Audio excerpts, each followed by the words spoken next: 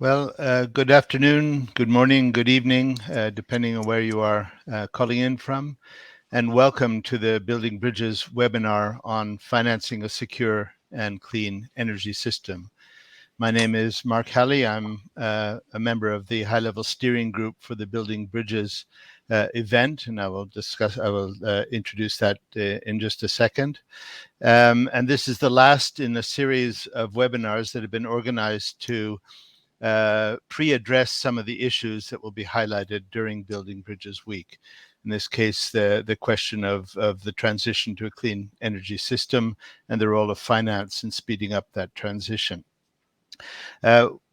Building Bridges Week, this is the third that is about to begin next Monday, is an event held in Geneva that aims to align the financial world with the world of international public policy framed by the Sustainable Development Goals. You have in Geneva a unique ecosystem both of financial players but also of international public policy players advancing the Sustainable Development Agenda. And the purpose of Building Bridges Week is to try and get them working together to speed up a transition to forms of finance that support the Sustainable Development Goals and their implementation. There is still time to register for Building Bridges Week, and on this you see a QR code that you can use. You can also download an app that will give you an indication of all the different events, 65 or more, that will take place over the 4 days in the first part of next week. So I invite you all to look at that, look at the program. Those of you who are in Geneva, who are able to come to Geneva, to consider coming to the event. It is really one of the best of its kind around the world, and the first two have been extremely successful, so we have very high hopes for this one. There are very few topics as urgent and relevant as the topic of the energy transition. When we identified topics for these webinars, I think we had no idea just how central the topic of energy transition would become. It was, of course, always absolutely fundamental, since the threat of climate change and biodiversity loss can only be addressed if we make that transition to cleaner forms of energy. We also know that there has been a great deal of criticism of the financial world and its inclination to continue investing in fossil fuels, although as sober an organization as the International Energy Agency calls for us no longer to do so and say that it is not necessary to invest in new supply. But beyond that, of course, are the recent shocks to the system, the COVID pandemic, of course, but more recently, the war in Ukraine, which has sent vast shocks across the world, has disrupted supply, and has precipitated energy and the energy security to the center of the political agenda.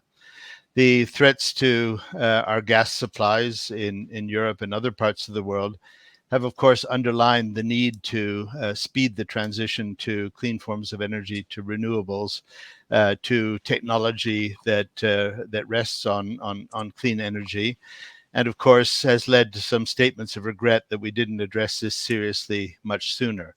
But at the same time, paradoxically, it's also led to calls to extend the life of coal plants, of nuclear power plants as well, and even to invest in new conventional energy production infrastructure. So there is a really active debate going on as to whether we can, and if so, at what speed, move very quickly to clean energy.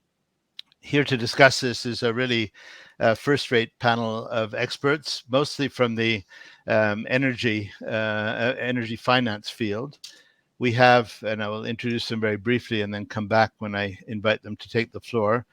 We have Mark Elliott, energy transition investment specialist at the Union Bancaire Privée. Michael Vandermeer, head of sustainable investment analysts at Credit Suisse. Helen Watts, senior director of global partnerships at Student Energy, I believe an NGO in Canada. René Nicolodi, Head of Equities and Themes at the Cantonal Bank of Zurich, and finally Paul Udall, Portfolio Manager in the Climate Transition Fund at Lombard Odier, a private bank in Geneva. These speakers will address the webinar with an opening statement. I will then try to moderate a panel discussion on some of the things that have been said. And towards the end, we will turn to the audience for questions. If you have questions, please use the chat function. We have somebody monitoring the questions, so if there are too many, we can make a selection. I will try and keep an eye on them myself. At the end of that, I will try and do a very quick wrap up so that we can close by the hour. So with that, I would like to now turn to the opening statements and invite Mark Elliott from Union Bancaire Privée to give us his thoughts on this question. Mark, you have the floor. Thank you, and good afternoon, everyone. So I think a key challenge, certainly on a nearer term basis, is that whilst we have this energy crisis, and this energy crisis extends before the sort of Russia-Ukraine conflict, and that certainly exacerbated the crisis considerably and added to the imperative to the decarbonisation agenda. The issue is, I believe, in the next few years, the trade-off between energy security and the decarbonisation agenda. And there, I think it's really sort of trying to wrap our heads around the risk that some high-emitting energy sources may get locked in for longer.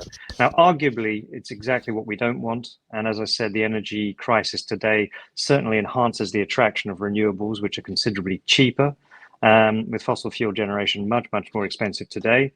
And renewables furthermore offer independence of energy sources, i.e. we would not, in Europe in particular, be dependent on Russia for gas supplies. So the imperative is certainly there, but we are seeing sort of fossil fuel generation still being put online. So in some cases, this is, as we see in Europe today, old coal-fired generation coming back on stream.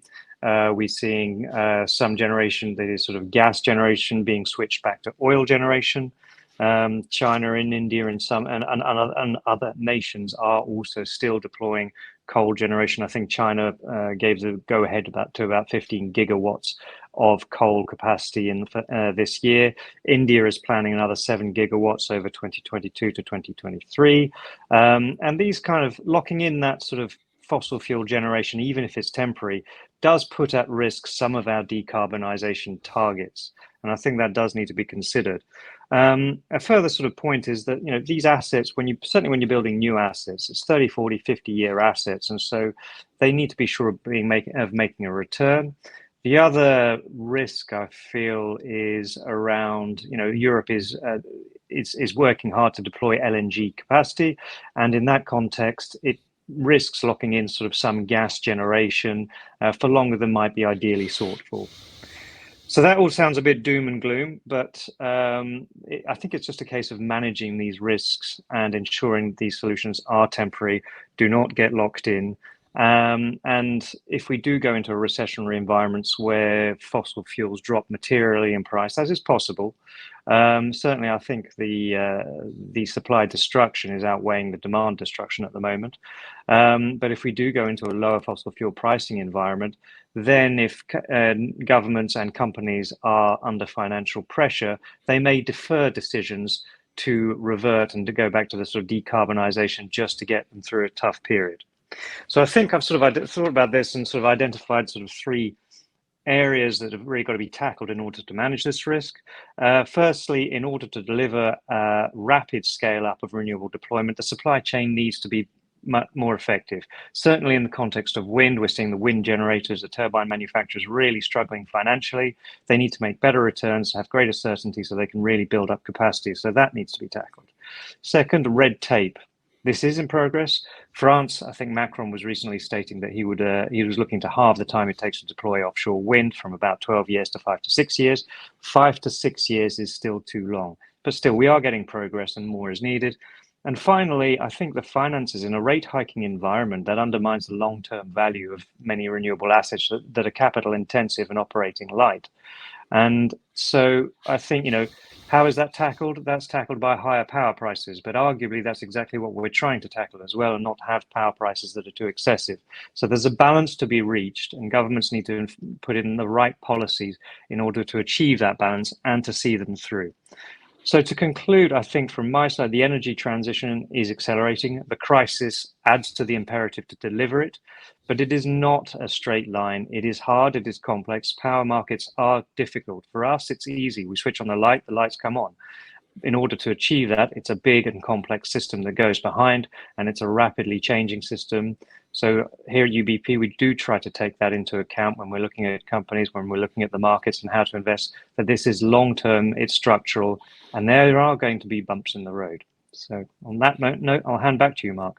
Thank you very much, Mark. Very, very clear and compelling description of the situation. I think we would all be foolish to think that it's a simple challenge out there ahead of us, and I think we're seeing now that it isn't. At the same time, you talk about trade-offs, and I wonder if the trade-offs don't favor renewable energy even in the short term, and perhaps to enlighten us on that, I'll ask Michael van der Meer to give us his perspective on the challenge of handling at the same time both short-term and long-term challenges of energy security.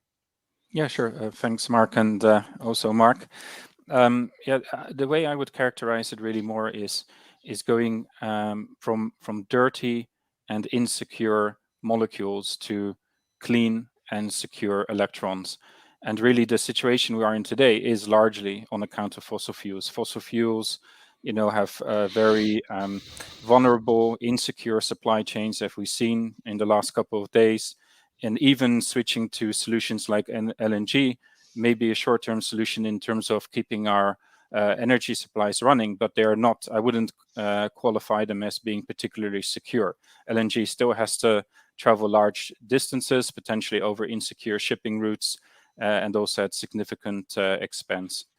On top of that, if the topic of today is indeed security, fossil fuels, due to their volatility and so on, are really the cause behind many a financial crisis.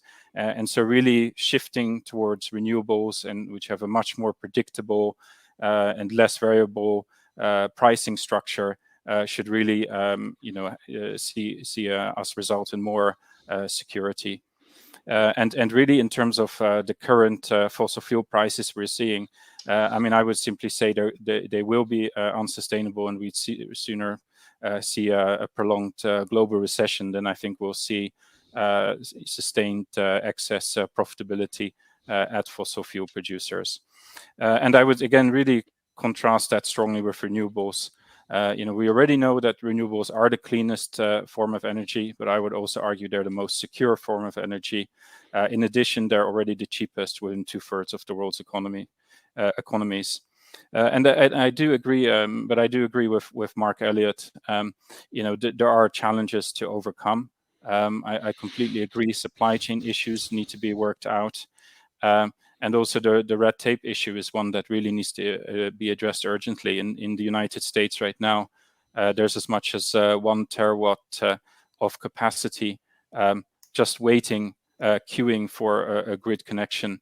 And so whatever can be done to resolve these kind of bottlenecks, will really help bring us to a more secure system. Finally, I would say what I would really not underestimate is how fast improvements are occurring in terms of clean technologies. The deployment of renewable energy as well as battery storage means that over time, even if you're putting in a certain amount of capacity in the short term, over the long term, that same amount of renewable energy capacity will actually increase in terms of their yield, especially as batteries over the longer term get added to the same system, making all these assets much more productive. So I'll maybe leave it there, just maybe as a kind of an opening statement, but happy to discuss that further. Thanks Thank very you, Mark. much, Michael. You seem to be saying that the short-term solution is very similar to the long-term solution, which is a rapid acceleration in renewable and clean energy supply. And of course, that's a message that the sustainable development community would be happy to embrace. At the same time, both you and Mark have underlined the need for a favorable enabling policy environment that isn't always there, whether it's about red tape in bureaucracy or whether it's about perverse policies that provide incentives to go in the wrong direction, such as fossil fuel subsidies. And obviously, the financial community can't address alone the public policy challenges. And maybe we'll come back to that to get a sense of how important those are. But maybe I turn to Helen now. And Helen, you, I believe, from what I know of Student Energy, you are an advocacy group pushing for a rapid transition to cleaner forms of energy. Listening to Mark's account of the fact that it is not a straightforward run and it's complex and certain conditions have to be in place to be successful. But Michael's more perhaps bullish assessment of the potential to move at speed to clean energy. How do you see it from your standpoint? And how do you see in particular the role of financial actors? Absolutely. So I'll come at this from a slightly different angle than my colleagues, I think, in kind of speaking from what we've heard from the youth community at large. And I think kind of largely the youth community both acknowledges the complexity and the challenges that are very much a part of the reality of this transition and kind of the unique conditions that different regions around the world, countries around the world are experiencing when it comes to a transition that's equitable and clean and happens as quickly as possible. But young people are also highly ambitious and know that it needs to happen quickly. And so maybe to give a little bit of context to our movement. So Student Energy is as mentioned, a global NGO, but based in Canada, but we work with over 50,000 young people in 130 countries around the world. And really, we work to empower young people to accelerate an equitable and sustainable energy transition through two key strategies. One through capacity building and training, and the other being making space within institutions and industry for young people to participate and have a voice and create impact. And so we've been working for 14 years to do this and working with governments, companies, and organizations. And I'll speak a little bit to some findings that we heard coming out of our recent report, which was the Global Youth Energy Outlook that we launched at COP26 last year. And it was really an effort. We ended up actually engaging 41,000 young people from around the world in this research initiative, which was, I think, an unprecedented level of kind of youth insights on the energy transition specifically, which was really exciting. And we did make investment in finance a core kind of aspect of that research because we know that it is an area that young people are engaging on, but it's not necessarily where we hear young people being the loudest when it comes to what is the role of finance and investment when it comes to the energy transition. So we really wanted to distill what are the core call to actions that young people are making for this industry. And so we saw kind of first kind of a couple of interesting high level kind of insights that came out of it. We saw that less than 10% of youth globally are being engaged by their governments currently. And slightly more, but still fewer than 50% have been engaged by companies and industry on the energy transition. So first and foremost, we see this kind of huge opportunity right now to engage with young people directly in planning and setting commitments, in learning more about what the financial community's role is in accelerating the energy transition. And really kind of working to proactively engage young people in this work so that they can be more powerful advocates of what solutions need to happen and be prioritized and where finance needs to go, and what's already happening in the space as well. I think some key areas or some key roles that the youth community is looking for the financial industry to play is looking at how we're investing in energy transition workforce development with a renewable energy transition or a clean energy transition, even just, the transition to a low carbon economy across the value chain. There's going to be this exponential increase in roles that are very specific to what the energy transition will look like. And these roles will look slightly different around the world, but ultimately will mean a massive reskilling, upskilling, and skilling of a workforce that's prepared to move into these roles. And we're just not seeing investment happen either from government or from the private sector happen at the scale that it needs to in order to make sure that young people and the existing workforce are not left behind in this transition. I would say in particular, the younger workforce is something that I don't see enough commitments around. And so that's something that young people really want to see more kind of speaking, more kind of conversation around, but also those kind of follow through commitments. I think also young people are quite passionate about this kind of idea of innovative finance. How can we talk more about kind of innovative finance mechanisms that can really be youth inclusive and community inclusive in the transition? And I know this is getting a little bit more localized, but looking at things like guarantees, blended concessional finance, enterprise challenge funds as kind of different models that young people are really excited about and want to be involved in developing. And then we're also seeing huge opportunities, as mentioned, to engage youth more directly in industry, including the finance industry. We have a few projects actually in our network that are very much around, democratizing impact investing for people and really kind of looking at what is the role of finance when it comes to have successful and equitable energy transition. And so young people have demonstrated they're really interested, but there still isn't that kind of space for them to have a concerted role in planning and co-developing solutions. And so really making space for young people at the table is critically important. And it's something that we work quite a bit on. So maybe I'll leave it there and hand it back to you, Mark. Thanks very much, Helen. It's a very important perspective in two ways. One, of course, that the generations that are coming into this industry and becoming economic and financial actors don't necessarily see things the way that we do, and I guess that's a lesson we ought to reflect about. But the other, I think, is that there's a lot to be done to prepare for the transition, including building capacity and so on. And in a sense, we tend to look at the immediate challenges of installing energy capacity rather than looking at not just the policy reform that's needed, but also the investment in human capital that's going to make this a success or a failure. And so with that, perhaps I'll turn to Paul, because Lombard-Odier proudly presents itself as a bank dedicated to sustainable finance. In fact, says that if the finance is not sustainable, it doesn't belong in the bank. And so, having seized that challenge, how do these different presentations strike you? Is this the kind of thing that Lombard-Odier is working on? And to what extent do you see innovative forms of finance being an answer to speeding up the transition? Yeah, thank you, Mark, and hi everyone. Appreciate the time to be able to talk to you guys today, and it's super interesting listening to your different perspectives. I think you've all made really interesting key points about the multidimensional challenges, but also opportunities.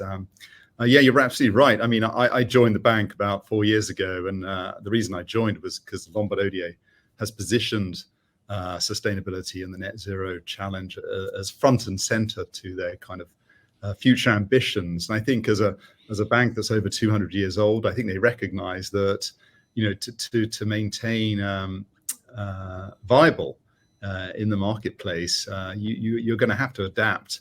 And this is a critical juncture we're at, and being able to transition from the past to where we are now has enormous implications for the financial sector. And I think the financial sector has kind of managed to, up to date, avoid a lot of the kind of pressure on carbon and environmental pressures. But over the last couple of years, I've definitely seen a shifting in that, and it's great to see that finance is now taking a more central role, and not just in terms of the way that it finances and the projects it finances, but also across its entire products and its lending activities, etc. So I do definitely sense there's an enormous change happening. I think it was super interesting listening to what Helen was having to say about young people.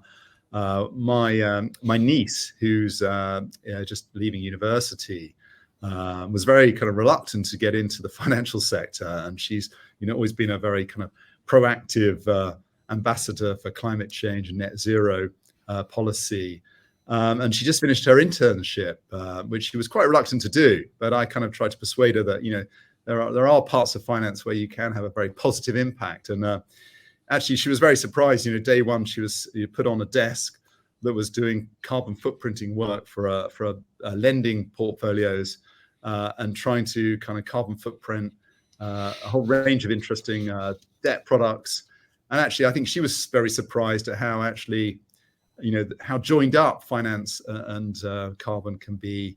And I think there's still a lot of education that is vitally important. One of the things that we're doing at Lombard Odier, which I think has been really successful, is actually running a range of educational programs for our clients around the energy transition and how it is a total reformatting of our economy, and it touches so many different areas that you may not expect. And I think education is a crucial part of that. I certainly spent a lot of my in the 2000s looking at the carbon markets and how it impacted the European utility markets. But that was, with hindsight, a small fraction of the problem. I think we're now seeing a much broader approach to the energy transition. And it's not really just an energy problem. It really is a problem with our entire economy. So what we're looking for in businesses, is really from the top of the organization, a complete strategic shift and seeing an opportunity in the energy transition to reformat what a company does and how it does it. So I think the consumer space is another area that often gets forgotten about. But we're looking for organizations with strong brands to really try and use net zero and the energy transition as a way to communicate with their customers and get them thinking about these issues, because they're embedded in every product and service that we see every day. So these are super interesting discussions, and I think the one thing, I guess the key takeaway I'd like to leave is the fact that this is a broad economy-wide issue, and it touches many, many sectors, not just finance and energy, but also consumer sectors and also early-stage companies. So hopefully I answered some of your questions, but that's kind of the way I'm looking at it. Thanks very much. And so it was an interesting question to ask a bank that has dedicated itself to sustainable forms of finance, how they're addressing this issue. And I think the key takeaway I would underline from your statement is that the energy transition is part of a broader transition to a world where ideally all finance supports net zero, nature positive, and socially equitable outcomes, and absolutely, and gradually phase out, I guess, activities that don't respond to that criterion, which means doing a lot of unpacking and rethinking. And I think that is yes, a very important message. I think unpacking and rethinking is a great way to think about it. 100%. Okay, we'll come back to this. So let me finally come to René Nicolodi. You work for a cantonal bank, which presumably means that you are more focused on the local economy or the regional economy, and therefore looking at the very practical problems. And I'm sure that what you see is a great demand for clean and secure energy, but at the same time, a form of transition that doesn't disrupt the local economy more than it needs to. Could you give us your perspective and on the basis of what you've heard today? Well, yes, of course. Thank you very much, Mark, for having me, and thank you to all the colleagues for the very interesting inputs. It's difficult to add more to what you've already said, because I think you nailed the main points.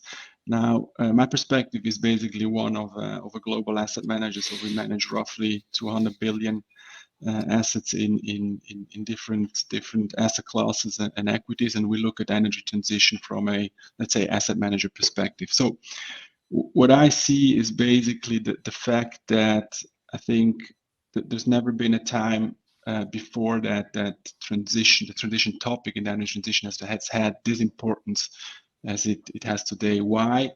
Because basically, and my colleagues have touched upon that, you have basically three types of crises working together at the same time. So we come from a, let's say, we see it every day since a few months, a humanitarian crisis in the Ukraine, which in turn triggers let's say, an energy supply and security crisis in Europe, but basically also globally. And finally has an impact or an effect on a climate crisis. So we have 3 different dimensions of crisis that we need to face basically at the same time. And that in an inflationary environment, which poses a risk for, let's say, the security of livelihood and families almost all over the world. So that is a classical definition of a so-called messy problem. Multi-stakeholder, multi-dimensional, and let's say multi in the sense of different time dimension and time periods that you need to address. And I would compare the energy transition problem or challenge to a challenge that is comparable to the Industrial Revolution. So basically, we're talking about reinventing the way we manage and we deal with our economies on basically every aspect, every level of every sector. So that's, I think, the challenge that we face with regard to the next few decades. And the topic here is financing. At the end of the day, if we think about financing, and that's also an aspect of I think the challenge. If I look at the numbers, so we have a EU Repower EU plan. My colleagues probably know the numbers better, but roughly 3,700 billions in size over the next decades of public and private spending into, let's say, decarbonizing and reinventing the economy from an energy perspective. We have the Inflation Reduction Act in the US, talking about 390 billion into clean energies.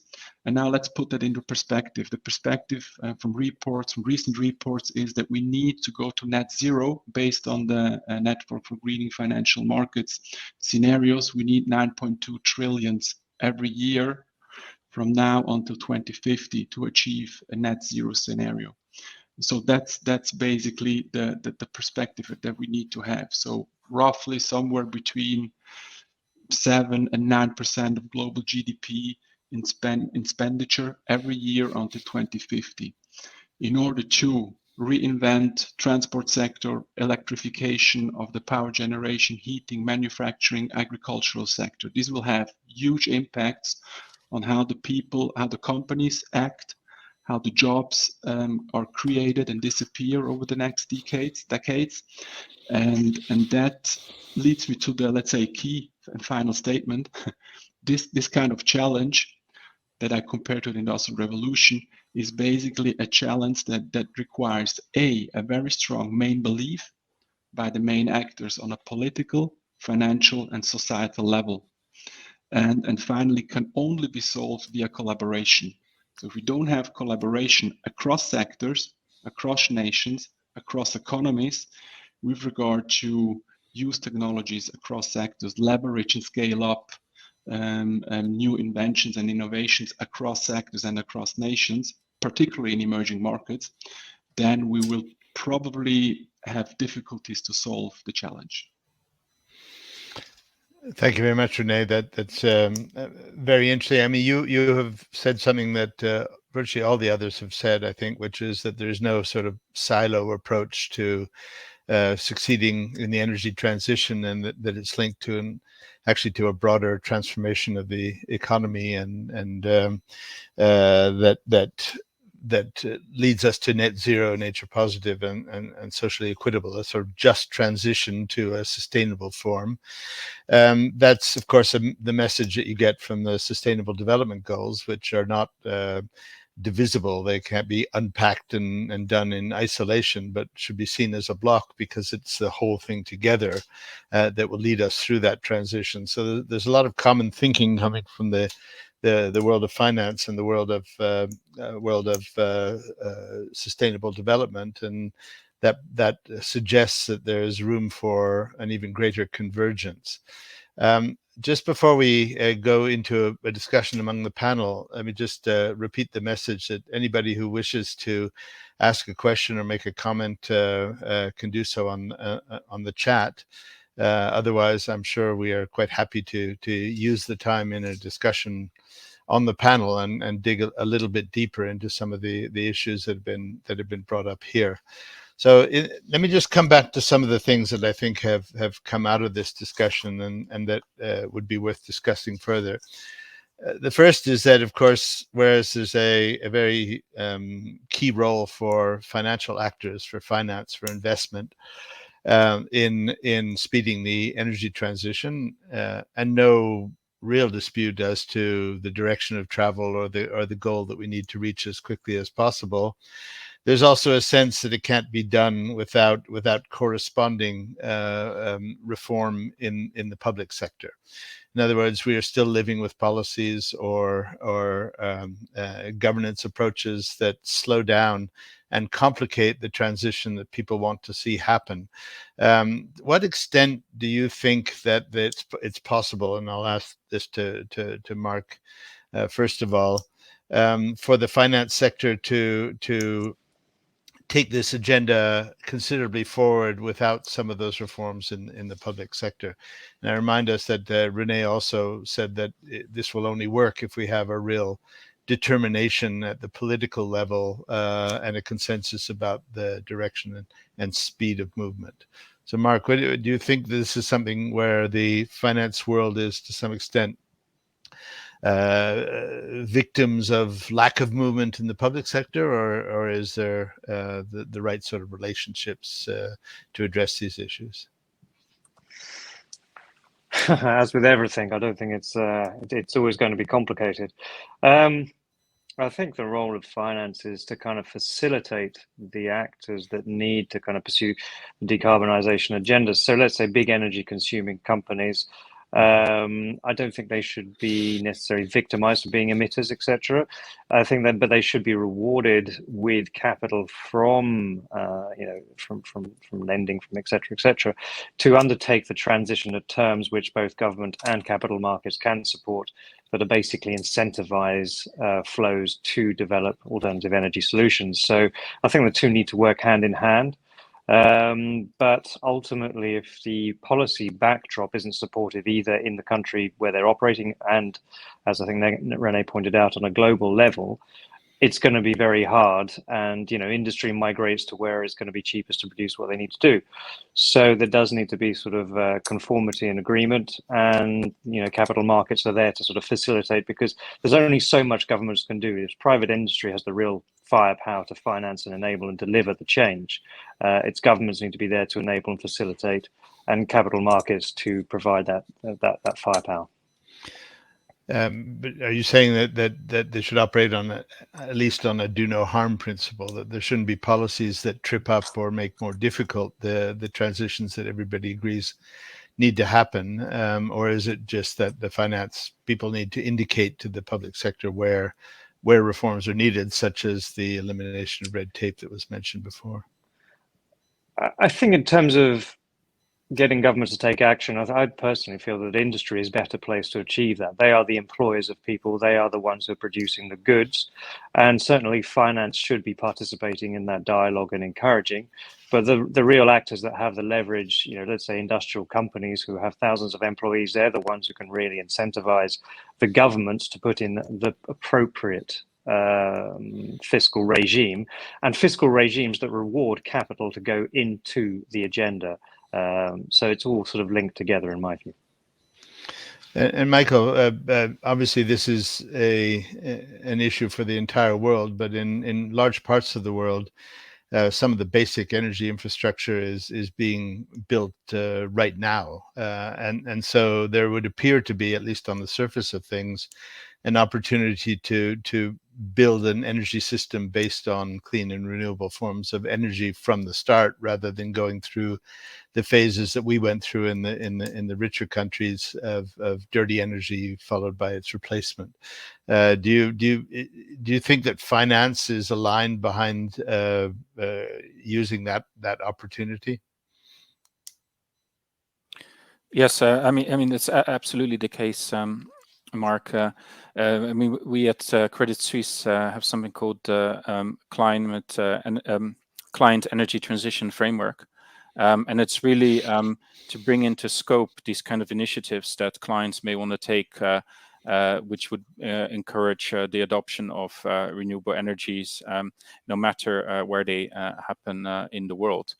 And specifically in terms of developing countries, I mean, it happens to be the case that most of those countries are the ones which are particularly suited for decentralized and community-based solutions, all the while benefiting from also superior renewable energy resources that are available there. So I think in that sense, it's on the one hand recognizing that those opportunities exist, just on a first principles basis. Are the renewable resources there? What kind of approach, a maybe more decentralized modular approach may be better in countries like that, where you can manage your risk better, maybe also better manage your risks on a portfolio level, and so on. Combined with also having the policies like what we've developed at Credit Suisse is to really link those opportunities with policies to take advantage of that. So that's absolutely something we're looking at. Thanks. That's good. In some of my discussions with financial institutions over the past years, especially when things get sort of very, very informal, many of my friends in the finance industry will tell me that one of the things that's really pushing them to speed up this transition is growing demand from their own clients. So it's not simply that they believe it's the right thing to do, but it is clients increasingly asking what sort of products the banks have that meet criteria like clean energy. And I'll go on after to ask Helen a question about this. But Renee, are you seeing this? Is a shift in client demand really a major motivation now for financial actors to ensure that they can put forward a very convincing case for clean energy and defend their record on that basis? Yeah, well, yes, I think it is. On the one hand, it's driven by regulation, like MiFID II in Europe, which basically requires you to at least ask the sustainability preferences and risk return aspects among retail or private banking clients. That's one aspect, and the other aspect is the natural, I would say, demand for sustainable investment solutions on every level, from retail client, but also very professional, sophisticated institutional clients, being in foundations, pension funds, insurance companies. So that's a big driver.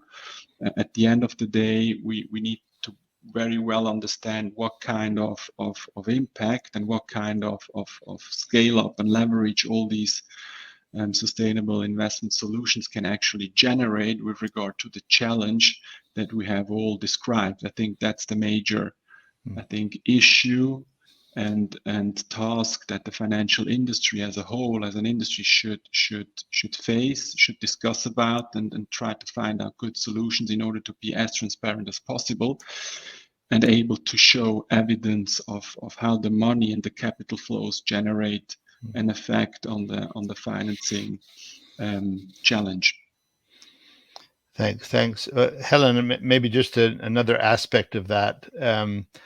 There are calls out there, particularly in civil society, for more rapid phase out of dependency on fossil fuels at a time when national laws that define fiduciary responsibility lead to pension funds and other institutional investors continuing to to invest in fossil fuel assets.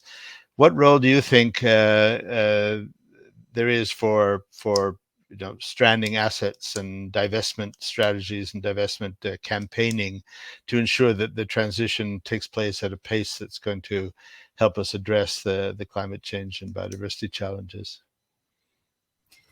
Yeah, it's a complex question, but I think, to point again to the fact that this is going to be an economy-wide challenge and requires a multi-sector, multi-stakeholder approach. I think the same can be said within civil society as well. There are so many different tactics that civil society takes when it comes to pushing different actors through different strategies to either divest or phase out or address the crisis of stranded assets, and all of which coming together can be quite effective. So we have, direct action, civil society. We have civil society that works in more of a think tank and research capacity, working to influence policy making more directly. We have civil society like Student Energy working to build up more public awareness and youth support for certain policies that are that are smart for the energy transition. And so I think it takes all of those strategies really coming together to create kind of that critical mass of pressure and support, but also kind of constructive, willingness to kind of come to the table and work through solutions together that's really needed. And that's where I think the magic of civil society really shows itself is in being able to kind of play all those different roles and ultimately kind of heighten the pressure while also being able to come to the table with research, data, evidence, insights from what's happening at kind of the societal level, and really kind of work with policymakers, work with industry to try and come up with a way forward. Yeah, and I mean, we've seen that with a few different for example, if we look at Canada and Canada's federal carbon price, our Minister of Environment and Climate Change at the time very much needed to kind of work across the table, but also build coalitions of the private sector, work with civil society as well to like create really far-reaching support for carbon pricing. And civil society played a huge role in that, but it was also, civil society that was playing different roles in direct advocacy, but also building coalitions of private sector actors, for example, to demonstrate that there was willingness from that sector as well for that policy. And it's ultimately been a hugely successful kind of Canadian climate policy, as just one example. Yeah, thanks.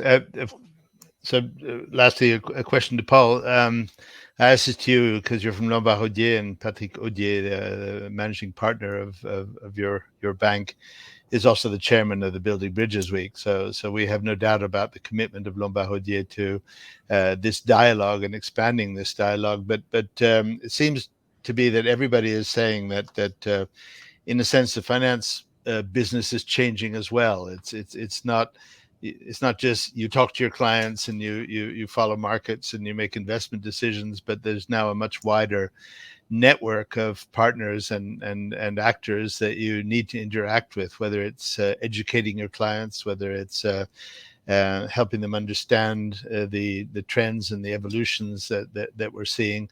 And so in a sense, banks and financial actors are much less I wouldn't say isolated. They were never isolated, but they're much more part of a broader ecosystem, and that in fact success will come from building and mobilizing the full ecosystem. And of course that's the purpose of building bridges, since we have in Geneva not only very great financial strength, but also and experience, as you said, 200 years worth in the case of Lombard-Odier, but also an extraordinary ecosystem of players who understand development challenges and sustainable development, whether in the UN or the World Economic Forum or the World Business Council and many, many other actors. So do you see this as a kind of beginning of a new era where actors like Lombard-Odier reach out and operate much more through networks and ecosystems rather than simply with specialists?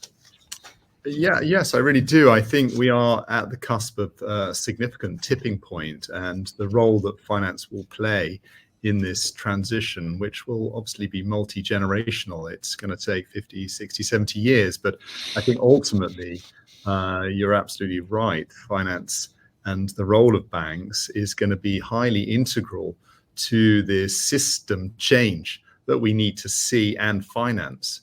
And finance is going to play a critical role in the speed at which it happens. And I think as a bank and as a financial actor, we need to manage through the economic cycle, which is going to be tough, but making sure that we stay on that path and we're continually pushing ourselves to accelerate that transition rather than fall back into a kind of defensive default mode that may be a little bit less proactive. So I think certainly in this sort of environment we're in at the moment, when markets are under pressure, economic growth is struggling, we need to kind of remind ourselves that I think these investments are critical to get us to where we're trying to get to, which ultimately will stabilize many of the challenges that we're facing right now.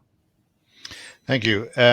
We have a few questions and comments coming in on the chat, and one from Bruno Alain makes the very clear point that the clean energy industry depends on supply chains of critical materials, and who in the finances world is ensuring that the industry that is under increasing ESG pressure can address the in quotes dirty business of mining. And I'll ask Michael to perhaps answer that as being part of a global bank, but also because he said that we need to avoid the nirvana fallacy, and maybe you can explain what you mean by that, Michael, at the same time. Sure, it basically means just because something is not perfect, it doesn't mean you shouldn't do it. And that's something where I guess the renewable energy industry and so on, clean tech industry is held to a different or a higher standard than others. I mean, if you look at the impact of fossil fuel extraction, right? It's no different than extracting for minerals, except for one big difference. Fossil fuel extraction needs to happen on a continuous basis, because you keep extracting fossil fuels, then you burn it, and it turns into essentially an inert gas, and it's unrecoverable. But if we're talking about nickel mining, yes, nickel mining does have a large environmental impact. However, you only need to extract it once. Once you have the nickel, you can endlessly recycle it and reuse it in your battery packs and so on. So from that perspective, you have to be very clear that nickel mining ultimately has in the long run much less environmental damage than continuous fossil fuel extraction, aside from, of course, the impact on carbon emissions. And so from that perspective, just because nickel mining has some environmental impact, and of course you want to minimize that and do as best as you can, doesn't mean that you shouldn't do it. Yeah, and all of you have said that it's not a straightforward, easy solution to any of this, and that there are challenges along the way. But I think it's useful that we should remember that challenges also are opportunities. At a period of disruption such as the one we are living now, it's possible to make deeper changes than when everything is going well. Because Mark, can I add something on that? Yes, please do, Rene. Yes. Just because I was wondering, I mean, we need to think maybe also on a geopolitical level. I mean, Russia is number one exporter of oil, number one exporter of gas worldwide. So we have the energy security debate basically because of that basically position and the dependence of many countries, particularly Europe, on that kind of resources. At the same time, just think about the three most important minerals that you need to have on the clean energy or EV business. Basically, 75% of these are derived in, I think, 3 countries, if I'm right. And so what I want to say is basically we need to be careful not to have the same kind of issues and problems in 10 or 20 years with regard to relevant rare minerals that we basically have today with fossil fuels. That again brings me back to the initial thesis. You need to have a system of collaboration and let's say thinking about resources in a certain way in order to achieve the challenge. Otherwise, you would just end up in the same place just a few years later. Maybe if I could briefly respond to that. I mean, it is actually the case, though, in clean tech that you do have different technological solutions. You have nickel-based batteries, you have more iron-based batteries, you have polysilicon, you have thin film. So I do think from a technological diversity perspective, you can solve some of these problems. But yes, it's not to completely ignore that there are, of course, supply chain things that have to be worked out through cooperation. I think I might add to that as well, and I think never underestimate technology to innovate. You know, materials hit certain price points, and technologists always find a way through better usage of those minerals, changing how you use them so you get more efficiency out of them. And I think increasingly, certainly having looked at the mining sector for many years, they are part of the solution. I mean, Rio Tinto at the moment is the single biggest user of electricity in Australia, and they're spending billions on decarbonizing, and that's kind of facilitating a scale up in their own backyard. So I think, yes, these mining companies are causing environmental damage, but they're also part of the core solution and need to be engaged and are being engaged. And I'm actually quite optimistic about that side, and they're huge areas that help countries and nations develop and participate in the thing. And I think all of us have the experience that these things are not black and white. There isn't the enemy out there and the virtuous on our side. It's a much more complex picture than that. I just want to address one further question before I move to wrap up, and that comes from Juliette Geisinger, who says that, of course, finance industry tends to be attracted by big ticket investments, and a lot of what's required in the energy transition is actually local or community models. Maybe Helen, you can address that question, simply because, yes, it's true, the kind of figures that were bandied about during this webinar on the need for investment are enormous, but there's also a range of things that you can do at the local or even household level. Absolutely. And I think the question also definitely is kind of to the finance industry of kind of how this is part of the conversation, is something I think civil society is keen to hear more about. But ultimately, I think it's the full package. I mean, we still absolutely need large scale development of renewable energy technology. There's no question about that. We need grid expansion, grid development for sure. But there also is, in talking about an inclusive and equitable energy transition, there are still huge swaths of the population who are not on grid, are not likely to be on grid for the next decade. And so how we're actually being able to kind of provide mechanisms that support them getting access to energy in a clean and affordable and reliable way through off-grid solutions or DRE or whatever that looks like is really, really important and is really, really underfunded. And so kind of looking at, how are we also creating agility for some of these institutions to also make space for supporting those types of solutions, or kind of working with other actors to encourage more investment in those types of solutions. I think a lot is relied on from kind of the MDB and development bank space for that. And I don't know as it's been entirely successful. So it's kind of begs the question of what's not working and how can we create more innovation in terms of how we're creating mechanisms that really reach people directly who need it most. I think also, as the energy crisis is continuing to unfold, we're kind of forced more and more to have a kind of a more human-centered conversation around energy, and people's costs are increasing, but there's also kind of these huge populations that still do not have access to reliable and affordable energy. So that all needs to be very central in the conversation. And I would really encourage institutions to kind of think about who's kind of at the table when having those conversations and exploring solutions. And of course, technology development can help address some of those things through microfinance solutions, through blockchain, through crowdfunding. There's a great deal happening in that space for the small scale needs. Thanks a lot, Helen. We're 2 minutes out from time, so let me. I won't try and summarize what's been a very, very rich discussion, but just make and underline a number of points. The first is that the financial challenge is enormous. There's need for very considerable investment to take us across the bridge to a world where we rely almost exclusively on clean and renewable forms of energy. But I would invite you all to consider the price of not making that transition and the implications of it, and that price could be considerably higher. So I think it's a question of where we place our priorities. The second point, which all of you made, is that the energy transition is part of a transition from a certain form of economic and social organization to another one characterized by sustainable forms of development. And energy needs to make sure that it's properly linked and coordinated with those other changes that are needed and that are already happening to ensure that the benefits of synergies are fully realized.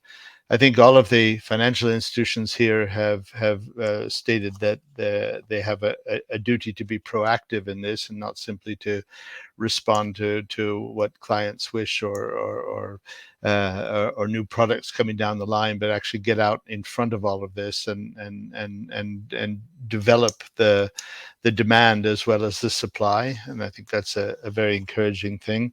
They all seem to see this as a very horizontal challenge where increasingly it's not simply finance people talking to other finance people, but in fact talking to other communities, other sources of expertise, and so on. that there is a need to look further forward. The kinds of transitions that we're talking about need to identify early on and develop the most promising solutions, the most promising technologies. As those technologies come out, they need to be assessed and put into action as quickly as they possibly can. And then I guess I would finally say only that the requirements, the needs of developing countries, but also the potential for productive investment in developing countries and emerging markets is growing very quickly, and that we should ensure that we're not simply looking at our own backyard, but at the need for addressing the global challenge of sustainable development, implementing the Sustainable Development Goals, and affecting that transition. So with that, let me thank you very much again for your insights, for your participation. Those of you who are in Geneva or can get to Geneva next week, I strongly urge you to come and participate in the many different events at Building Bridges Week. I think you'll find them inspiring and encouraging. And for the rest of you, thank you for joining us, and I hope that you have that you will go away with some fresh perspective and new grounds for feeling optimistic about our prospects. With that, thank you very much indeed, and enjoy the rest of your days or evenings. Thank you, Mark. Thank you. Thanks, Mark.